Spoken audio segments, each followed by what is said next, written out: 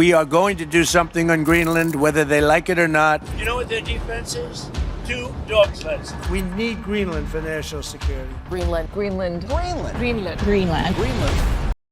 ভাবুন তো, পৃথিবীর একদম উত্তরে বরফে ঢাকা এক বিশাল দ্বীপ, নাম তার গ্রিনল্যান্ড। এই দ্বীপে যা হতে যাচ্ছে সেটা গ্রিনল্যান্ডের মানুষ চাউক বা না চাউক, বিশ্বের সবচেয়ে শক্তিশালী দেশ আমেরিকা সেখানে কিছু একটা করতে চায়। কিন্তু প্রশ্ন হলো, এই বরফে ঢাকা জায়গাটা হঠাৎ করে পুরো বিশ্বের নজরে এলো কেন? গ্রিনল্যান্ড পৃথিবীর সবচেয়ে বড় দ্বীপ, এর প্রায় 80% এলাকা মোটা বরফে ঢাকা। আয়তনের দিক থেকে এটা সৌদি আরব, মেক্সিকো, এমনকি ইন্দোনেশিয়ার থেকেও বড়। কিন্তু অবাক করার বিষয় হলো, পুরো গ্রিনল্যান্ডে মানুষ বসবাস করে 57,000। তারা থাকে উপকূলের কাছে, যেখানে বরফ তুলনামূলক কম।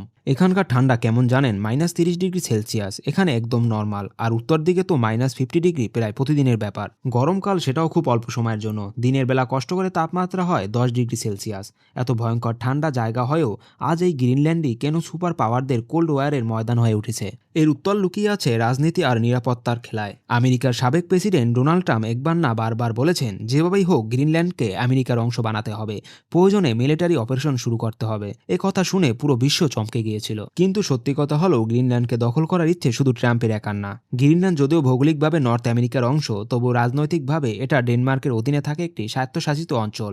আমেরিকার বহু বছর ধরে গ্রিনল্যান্ডকে নিজেদের ন্যাশনাল সিকিউরিটির গুরুত্ব অংশ মনে করে। 1866 সালে আমেরিকা যেমন রাশিয়া থেকে আলাস্কা কিনে নিয়েছিল, ঠিক তেমনিভাবে একসময় গ্রিনল্যান্ড আর আইসল্যান্ড কেনার চেষ্টাও করেছিলেন। কিন্তু তখন আমেরিকার কংগ্রেস সেটাকে মজা হিসেবে উড়িয়ে নেয়। 1910 সালে আবার চেষ্টা করা হয়, কিন্তু সেবারও ব্যর্থতা। আসল মোড় আসে দ্বিতীয় বিশ্বযুদ্ধের সময়, যখন জার্মানি ডেনমার্ক দখল করে নেয়। তখন আমেরিকা ভয় পায় নাৎসিরা যেন গ্রিনল্যান্ডে মিলিটারি বেস না বানায়, তাই তারা নিজেরাই গ্রিনল্যান্ডের নিরাপত্তা নিয়ন্ত্রণে নেয়।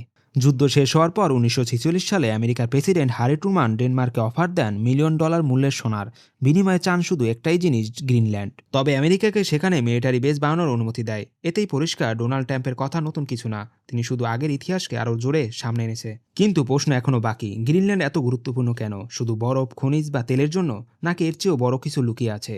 সেটাকে আমরা জানবো ভিডিওর পরের অংশে। ভিডিওর পরের অংশ পেতে হলে কমেন্টে জানান।